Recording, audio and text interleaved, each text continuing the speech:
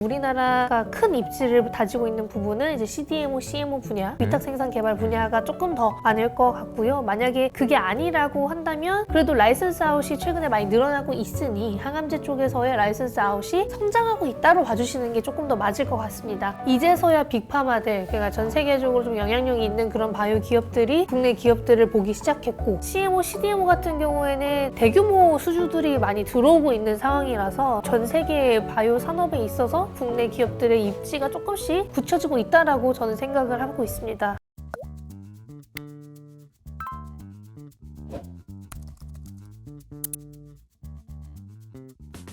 안녕하세요, 이효석입니다. 오늘은 강하나 연구원님 모셨습니다. 안녕하세요. 안녕하세요. 네, 안녕하세요. 제가 오늘 지금 방금 전에 출간된 따끈따끈한 책을, 뜨거. 지금 뜨거운 책을 이제 가져왔는데요. 제목이 좀 원데이 클래스예요. 그래서 진짜 하루 만에 이해하는 제약 바이오 산업. 이게 하루 만에 되나요, 이거? 여기서 말하는 하루는요, 24시간을 뜻합니다. 그러니까 하루에 1시간 정도씩 읽으시면 한 달 정도 걸리는. 그러니까 내용이 그냥 빡빡 해가지고 그림도 색깔도 많고 이해하기 쉽게 정말 잘 정리되어 있는, 어떻게 보면은 제약 바이오 산업의 교과서가 될 것만 같은 그런 책을 이제 들고 오셨어요. 첫 번째 책인 거죠? 네, 첫 번째 책입니다. 얼마나 기분이 좋아요? 생각보다 되게 뿌듯하고. 그죠? 네, 지금 그림도 예쁘게 잘 나와줘서. 이게 실물 본 지 지금 처음 본 거죠? 저도 1시간 전에 실물을 기분이 처음 어때요? 봤습니다. 그러니까 딱 봤을 때, 느낌이. 되게 두껍다.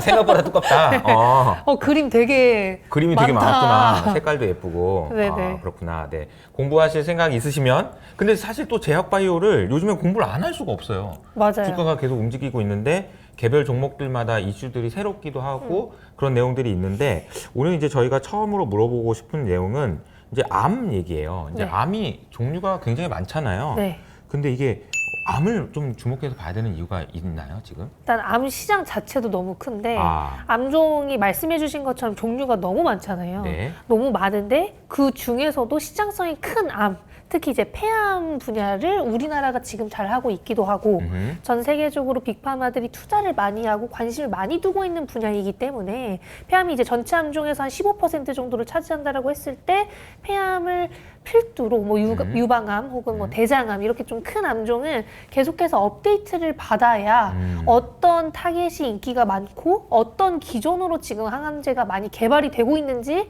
알 수 있습니다. 근데 그걸 알기 위해서는 어느 정도 이제 기술적인 이해가 필요한 거잖아요. 네. 그래서 이제 항암 시장을 계속해서 봐야 되지 않을까.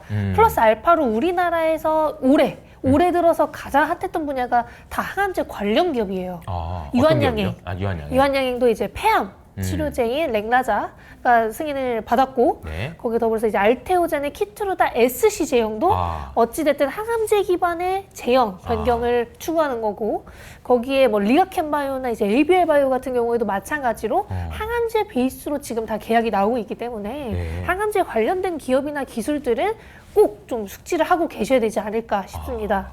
그러면 이게 암이라는 것이 굉장히 종류가 많다라고 했는데, 어떤 종류가 있어요? 뭐 폐암도 있고, 뭐 유방암도 있고, 어떤 네, 폐암, 종류가 유방암, 대장암, 뭐 대장암. 췌장암, 갑상선암.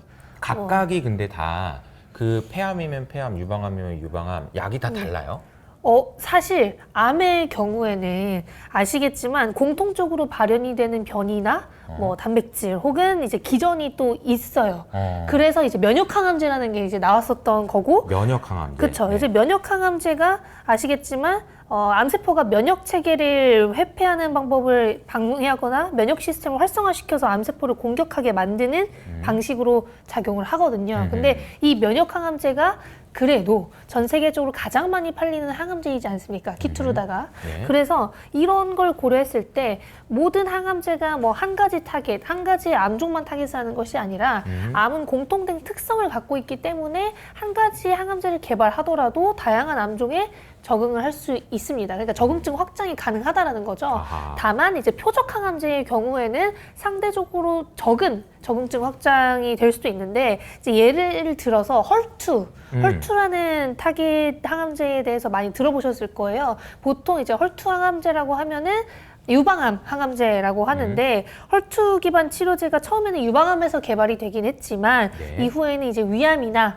혹은 이제 대장암 혹은 폐암 등에서도 헐투 과발현이 발견되면서 그러면 이 암종에도 사용을 할 수 있겠구나, 적응증 확장할 수 있겠구나라는 얘기가 많이 나왔고 실제로 적응증 확장도 많이 되고 있습니다. 그러니까 면역 항암제보다는 이제 공통된 특성 발현은 적을 수는 있습니다만 한 가지 타깃이라고 하더라도 이제 암에 있어서 과발현되는 그런 변이들이 있기 때문에 그런 게 이제 공통적으로 쓰일 수 있다라는 거죠. 그러니까 항암제는 특정 암에만 사용이 된다기보다는 여러 종류 암에 널리 사용될 수 있다라는 그런 뭐 장점 아닌 장점도 있는 거라고 생각하시면 될 것 같습니다. 이게 네. 제가 이제 면역 항암제랑 표적 항암제 이렇게 나눠주셨는데 네.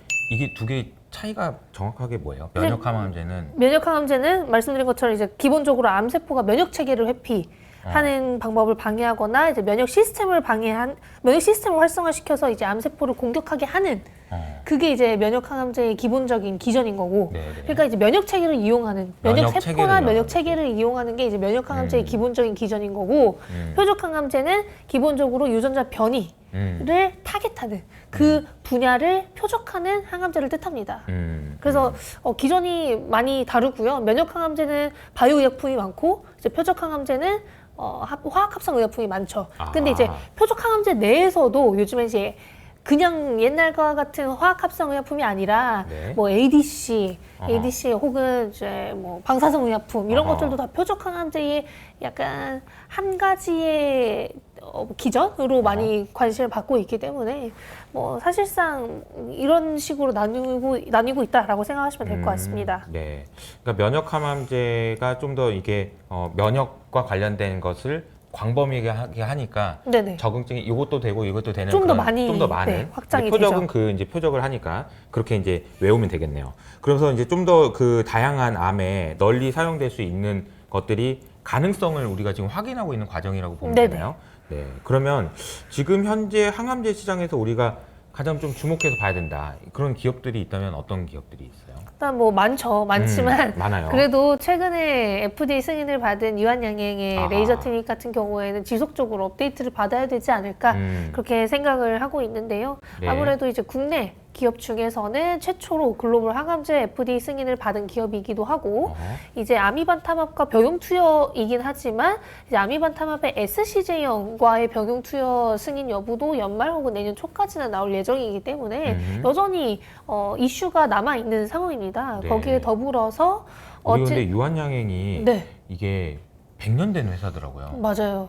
이 100년 동안 막 이렇게 하다가 이번에 어마어마한 사건이 일어난 거잖아요. 네네. 그동안 뭘 했길래 이게 진짜 이런 결과가 나온 거예요. 그러니까 이 결과가 나오기 위해서 유한양행에서 얼마나 많은 이제 공을 들였는지 막 이런 것도 좀 궁금하긴 한데 오래된 거죠, 이게 그 레이저 티닙이라는 것이 FDA 허가를 받는 데까지. 그렇죠. 근데 이제 사실 레이저 티닙은 오스코텍으로부터 라이선스 인을 해온 받았어? 거니까 뭐 처음부터 다 한 건 유한양행이 아니지만, 다 한 건 아니지만 이제 지속적으로 임상 진전도 있었고 임상 데이터가 꾸준히 잘 나왔기 때문에 이렇게 승인을 받을 수 있었던 거고요. 당연히 이제 유한양행의 네임밸류가 어느 정도는 있잖아요. 있었죠. 그래도 그렇기 때문에 빅파마에게 조금 더 수월하게 라이선스 아웃을 할 수 있었지 않나 싶습니다. 근데 이거는 가치를 어느 정도로 인정받아야 되고 향후에 우리가 체크해 봐야 되는 거는 레이저 티닙이 실제로 어느 정도 잘 팔리는지 이런 것들을 봐야 되는 거예요? 뭘 봐야 돼요? 그렇죠. 보통 체크를 할 때 지금 비소세포 폐암 시장에서 가장 매출을 많이 내고 있는 타그리소와 많이 비교를 하시는데요. 타그리소가 지금 8조 원 정도, 9조 원 정도를 팔린다라는 매출이? 가정했을 때 이제 레이저 티닙이 후발주자이긴 하지만 그래도 효능 면에서 혹은 앞으로 나올 전체 생존 기간에서 타그리소보다 잘 나온다면 그래도 그 수준에는 도달할 수 있지 않을까 그렇게 많이들 기대를 하고 계신 것 같고 특히 존슨앤존슨이 이번 실적 발표 때는 언급을 안 한 것 같긴 하지만 과거에 실적 발표 때 얘기를 한 걸 기반으로 생각을 해봤을 때 5조 원 이상을 달성할 수 있는 신약의 아미반타맙과 레이저 티닙 병용 투여 이 신약이 있다라고 언급을 한 바가 있습니다. 그래서 그걸 조금 염두에 두시고 생각하시면 될 것 같습니다. 5조 원 규모의 가치가 있는 것 같다. 네. 그러니까 향후에 그런 거죠. 그런 부분들을 좀 체크해봐도 또 유한양행 말고 어떤 회사를 봐야 되나요? 요즘 다들 좋아하시는 기업들이 리아켄바이오, 에이빌바이오, 뭐 알테오젠, 네. 뭐 보로노이까지 그러니까 항암제 기반의 기업들이 요즘 다 인기가 너무 많더라고요. 근데 그거는 왜 그런 거예요? 일단 말씀해드린 것처럼 우리나라 사람들이 항암제를 되게 좋아해요. 아, 항암제 관련된 기업들이 매력이 있는 이유는 음. 시장성이 워낙 크고 빅파마들이 좋아하니까. 아, 그래서 이제 항암제 관련된 기업들이 사실 많죠. 다른 분야보다 많은 것도 사실이고 우리나라에서 좀 굿 딜이 나왔던 분야가 보통 항암제이기 때문에 그쵸. 항암제는 그래도 가능하지 않을까 이런 생각들을 많이 하시는 것 같긴 합니다. 그렇군요. 알겠습니다. 그러면 이게 이제 그 다음 질문으로 좀 넘어가서요. 그러니까 네. 우리나라가 이제 딱 보면은 반도체를 예를 들자면은 반도체는 우리나라 이제 메모리는 잘하는데 뭐 비메모리는 못해 뭐 이런 게 있잖아요. 전 세계적으로 보면 이제 반도체 산업에서 우리나라가 차지하는 역할이 있다는 거고. 네. 그럼 바이오는 그러면 이 큰 그 바이오 산업에서 우리나라에 있는 기업들이 어떤 포지션에 있는지 뭐 이런 거 좀 소개해 주시면 좋을 것 같아요. 일단 뭐 신약 개발 기업으로서의 성공은 아직은 아니죠. 아직 뭐 신약 신약 승인을 개발하는 게 그렇게 어렵나 봐요. 그렇게 어렵기도 하고 우리나라가 좀 늦잖아요. 아. 일본은 우리나라보다 한 15년 정도 앞서 있다라고 생각하시면 되는데 일단 그러기 위해서는 국내에서 글로벌 블록버스터급 의약품들이 많이 나와줘야 되는 거고 네. 그러려면은 이제 시작인 거죠. 아, 이제 시작. 네, 그렇기 때문에 사실 우리나라가 뭐 신약 개발 기업으로 지금 전 세계적인 도약을 했다라고 생각을 하시는 것보다는 그나마 좀 우리나라가 큰 입지를 다지고 있는 부분은 이제 CDMO, CMO 분야, 위탁 생산 개발 분야가 조금 더 많을 것 같고요. 만약에 그게 아니라고 한다면 그래도 라이선스 아웃이 최근에 많이 늘어나고 있으니 항암제 쪽에서의 라이선스 아웃이 성장하고 있다로 봐주시는 게 조금 더 맞을 것 같습니다. 그래도 아직까지 글로벌 제약 바이오 시장을 봤을 때 국내 바이오 시장은 거의 뭐 1%대에서 2, 3%대까지밖에 안 된다고 하더라고요. 1에서 2, 3%. 네네. 그러니까 그래서- 매출 기준으로 아니면 어떤 기준으로? 그래서 매출이나 영향력 영향력이나 혹은 이런 이제 거. 뭐 딜 수준을 아. 봤을 때 여전히 낮아요. 많이 네. 낮기 때문에 업사이드는 충분히 나올 수 있는 그런 구간이라고 생각을 합니다. 그렇군요. 1에서 2%. 사실 근데 전 세계 주식 시장에서 코스피가 차지하는 비중이 그 정도. 그 정도 그거 비슷한 것 같아요. 그 정도 됩니다. 네. 근데 어쨌든 우리 말씀하신 대로 우리 국내 기업들이 기술 이전이라는 걸 많이 하고 있어요. 기술 이전. 네. 근데 기술 이전 이거 어떻게 하는 거예요? 기술을 이전한다. 이게 무슨 말인지 좀 모르시는 분도 있을 것 같아서 좀 쉽게 설명해 주신다면. 그러니까 바이오텍이 좋은 기술이나 좋은 물질을 갖고 있을 때 네. 그거를 상대적으로 나보다 괜찮은 혹은 큰 기업에 파는 거죠. 아. 그냥 물질을 파는 거예요. 물질을? 판권은 팔고 아. 너가 대신해. 아. 그리고 너가 대부분의 나는 매출을 여기까지 했으니까 가져가. 나머지는 네가 가져가. 네, 대부분의 매출을 그냥 너가 가져가. 나는 이 정도의 금액만 받으면 되고 나중에 상용화 됐을 때 뭐 한 10% 정도만 좀 줘. 주고? 그 로열티만 정도만? 좀 줘. 뭐 이런 아. 식으로 많이 진행을 하죠. 근데 초기에 했을 때랑 이제 어디까지 갔느냐에 따라서 좀 달라질 것 같은데. 그렇죠. 초반에 할수록 좀 불리하죠. 아, 초반에 그래서. 할수록 계약 조건이 상대방한테 더 유리하게 될 수밖에 아, 없습니다. 안 될 가능성이 높으니까 그렇겠네요. 그렇죠. 2상, 3상으로 막 이렇게 가고 할 때마다 점점 비싸지죠. 점점 비싸지죠. 네, 근데 어디까지 갈 수 있느냐가 이제 관건인 것 같은데. 맞아요. 우리나라는 지금 어디까지 간 게 최고로 많이 간 거예요? 많이 갔다라는 게. 그러니까 이제 어디 신약까지는 못 간 거잖아요. 그러니까 아니죠. 중간에 이제 뭐 유한여행 같은 경우에는 라이선스 간- 아웃해서 간- 이제 승인을 받은 사례가 가는 있는 거고. 이제 뭐 자체적으로 진행한 기업으로는 이제 SK바이오팜은 그냥 자기가 후보물질 그렇지, 발굴해서 그렇지. 승인을 받았고. 네. 그렇군요. 그러니까 그런 과정이 굉장히 어려운 과정인데 우리나라 기업들이 지금 최근 기술 이전이 많아지고 있다라는 네. 사실 자체가 옛날에는 이제 우리 투자자들 입장에서는 그런 생각을 좀 했던 것 같아요. 이거 맨날 나온다고는 하는데 안 나와서 맞아요. 이거 아닌 것 같은데. 근데 주가는 나오기 전까지는 기대감에 뭐 올랐다가도 빠졌다가 맞아요. 아닌가 봐요 했었잖아요. 근데 지금은 좀 분위기가 바뀐 것 같아요, 그죠? 네, 요즘에는 그래도 약속을 지키는 기업들이 많아지기도 했고 실제로 좋은 계약을 보여준 기업들이 좀 많아지고 있기 때문에 아무래도 기대감이 옛날보다는 탄탄하게 생기고 올라오고 있는 거지 않을까 싶습니다. 네. 그러니까 우리나라가 이제 바이오 산업이 다른 국가에 비해서 경쟁력을 가지고 있다. 아까 이제 뭐 CDMO 말씀하셨는데 바이오 산업에서는 좀 경쟁력이 있다. 이거는 그래도 아니면 좀 더 미래에 기대가 된다. 이런 분야가 좀 있을까요? 그렇죠. 그래도 이제서야 빅파마들, 그러니까 전 세계적으로 좀 영향력이 있는 그런 바이오 기업들이 국내 기업들을 보기 시작했고 국내 기업들과 계약을 늘려 나가고 있는 시기이기 때문에 영향력이 조금씩은 커지고 있다라고 전 생각을 하고 있고 CMO, CDMO 같은 경우에는 이제 뭐 그런 계약도 중요하지만 수주 잔고가 많이 올라오고 있잖아요. 대규모 수주들이 많이 들어오고 있는 상황이라서 네. 그런 게 결국에는 전 세계 바이오 산업에 있어서 국내 기업들의 입지가 조금씩 굳혀지고 있다라고 저는 생각을 하고 있습니다. 네.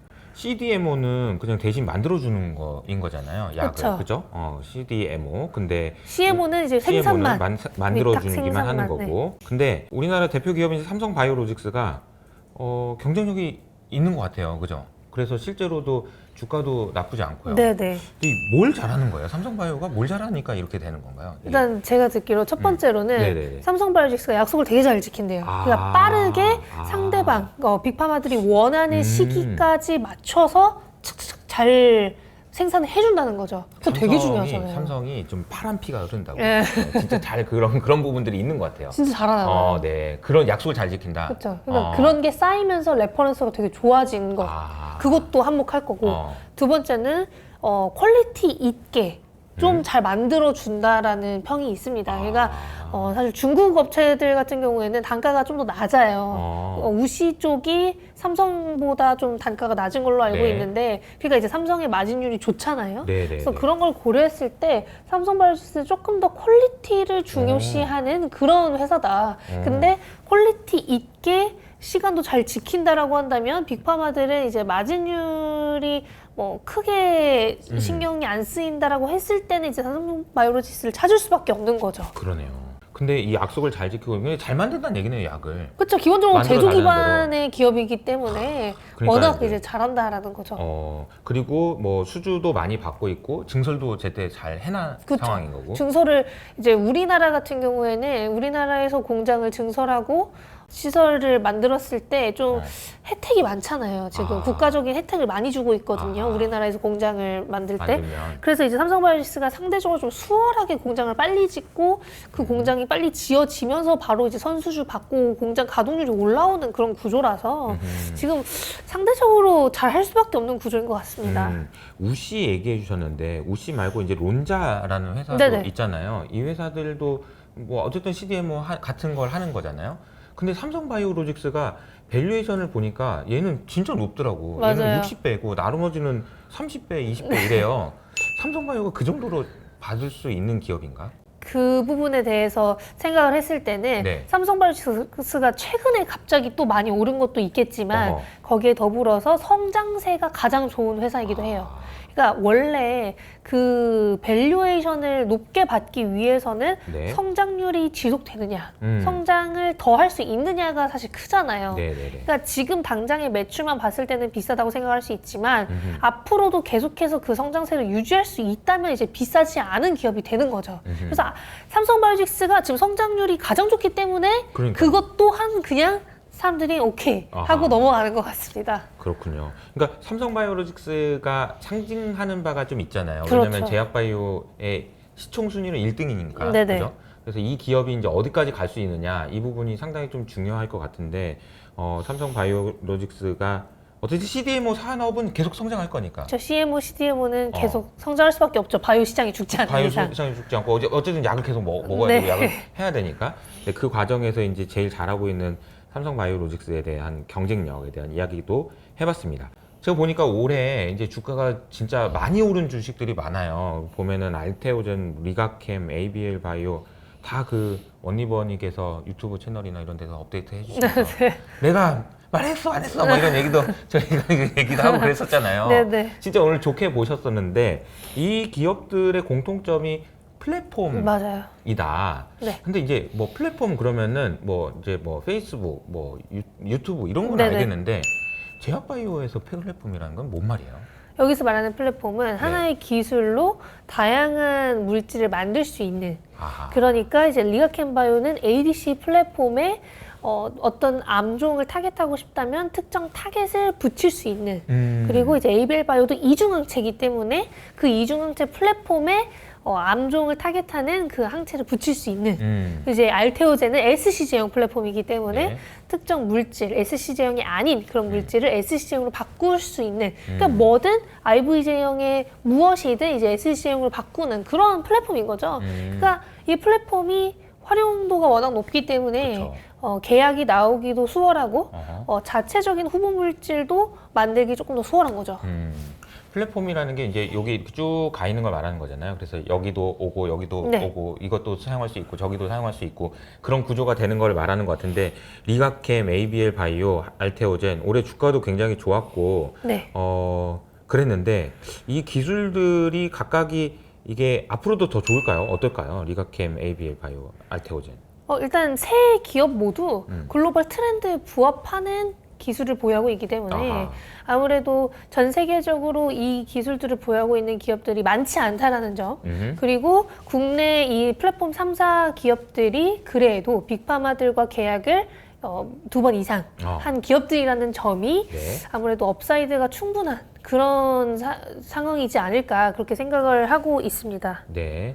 그러면은 연말이 다가오고 있는데 네. 연말을 앞두고 이제 아직 연말까지 혹은 이제 내년 초까지 봤을 때 또 라이센스 할 수 있는 게 기대가 되는 게 있어요? 뭐 최근에 리아캠 바이오는 이미 네. 하기는 했지만 리아캠 바이오의 경우에 지금 보유하고 있는 항암제 파이프라인들이 모두 이제 라이선스 아웃 가능성이 있는 파이프라인이라고 하더라고요.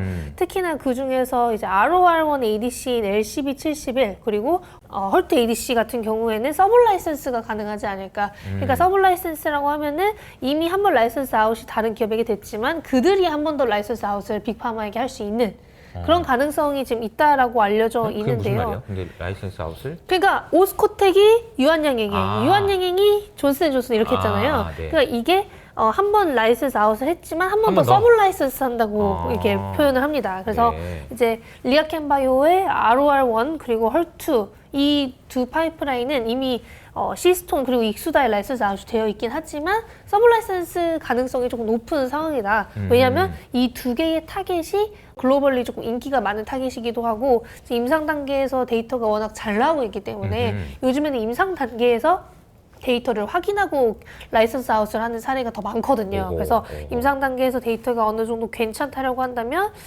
괜찮지 않을까. 그리고 플랫폼 계약은 네. 언제든 이제 오픈이 되어 있다라고 보시면 될 것 같아요. 그러니까 그게 주가 측면에서 좀 어려울 것 같아요. 그러니까 맞아요. 물론 예상 이게 뭐 임상 언제 결과 나온다 그러면은 네.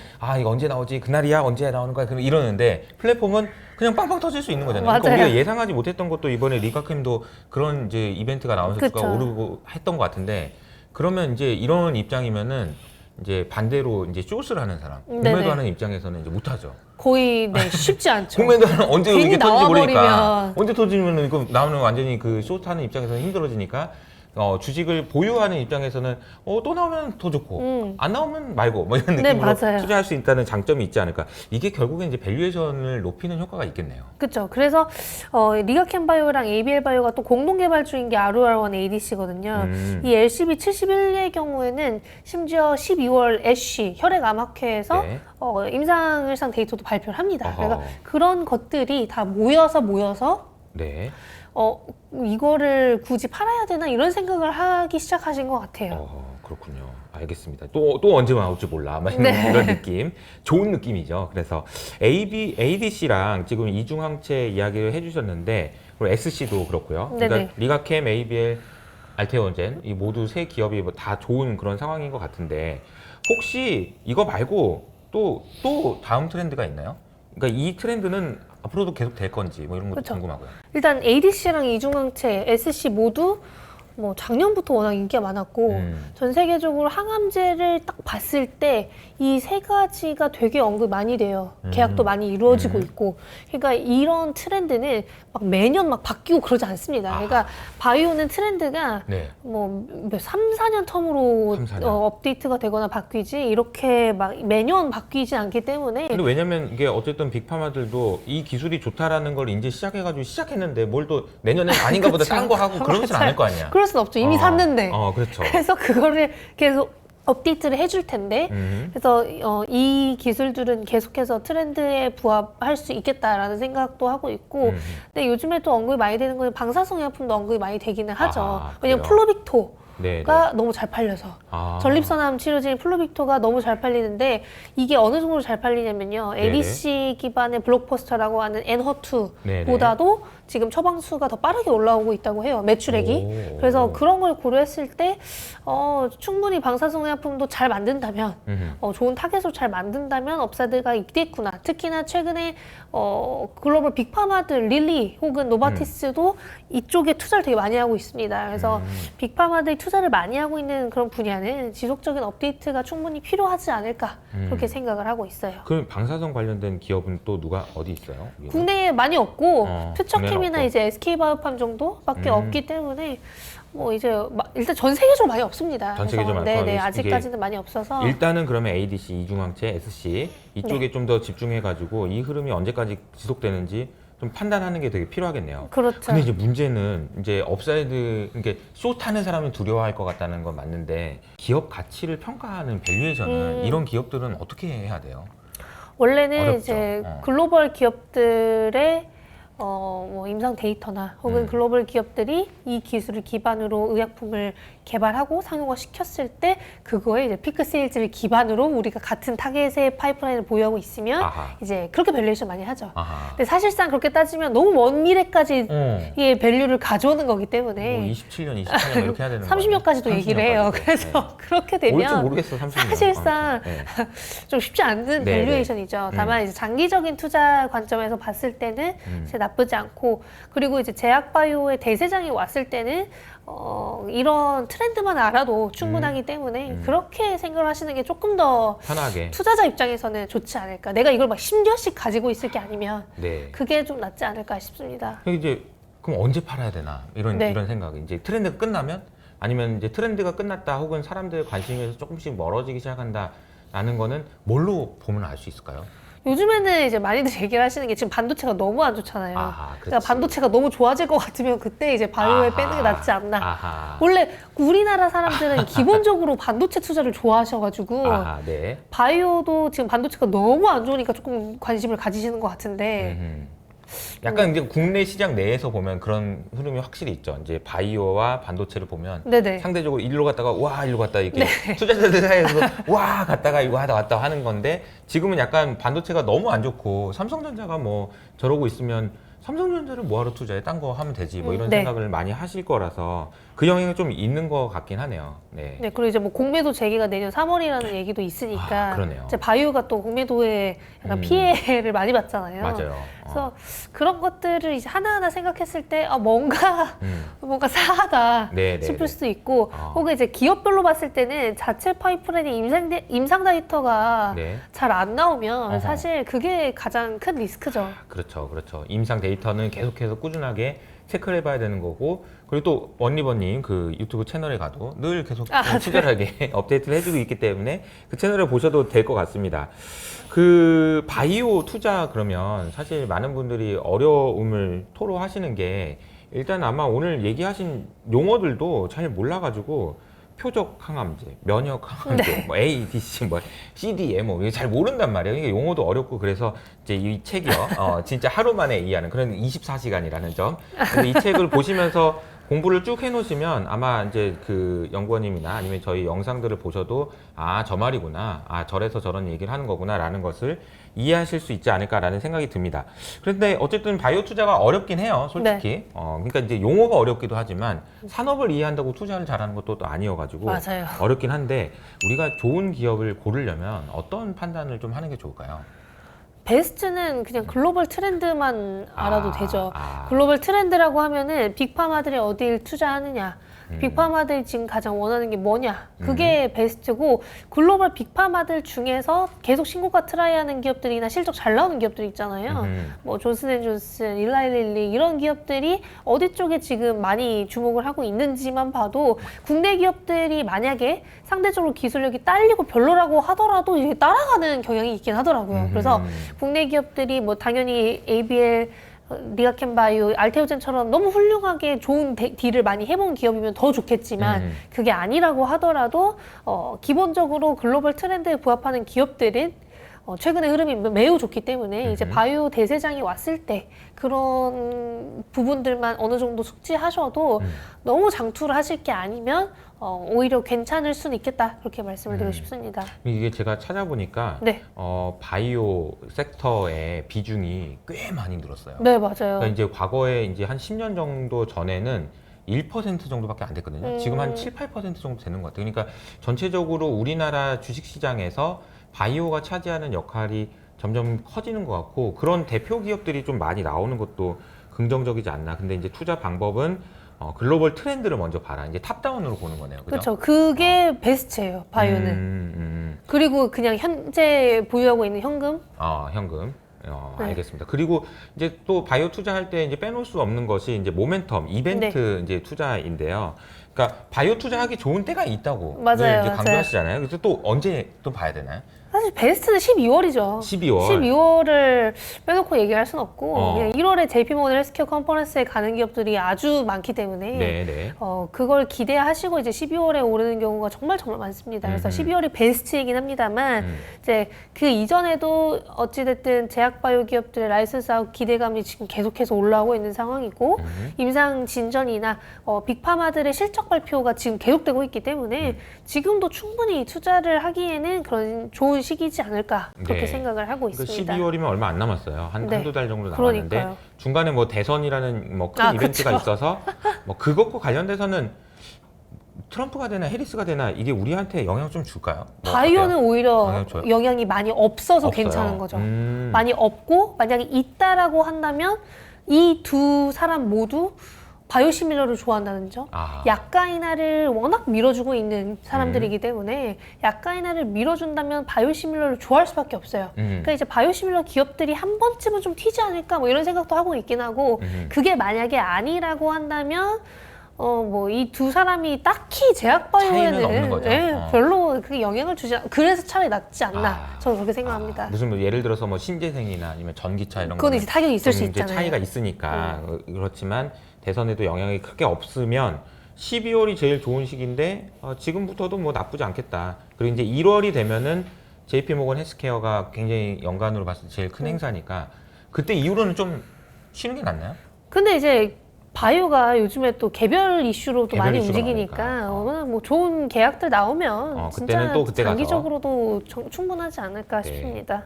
그때는 그때 가서 네. 생각해 보는 걸로. 아직 3개월이나 남았으니까요. 네. 근데 지금 상황은 지금 제약바이오가 지금 좋은 상황이 이어지고 있고 그리고 또 공부를 계속 해야 되는데 여러분들이 필요하시면 제약바이오 산업 강하나님의 첫 번째 책 뜨겁습니다. 네, 그래서 한번 꼭 밑에 있는 댓글을 통해서 체크해 보시면 좋을 것 같습니다.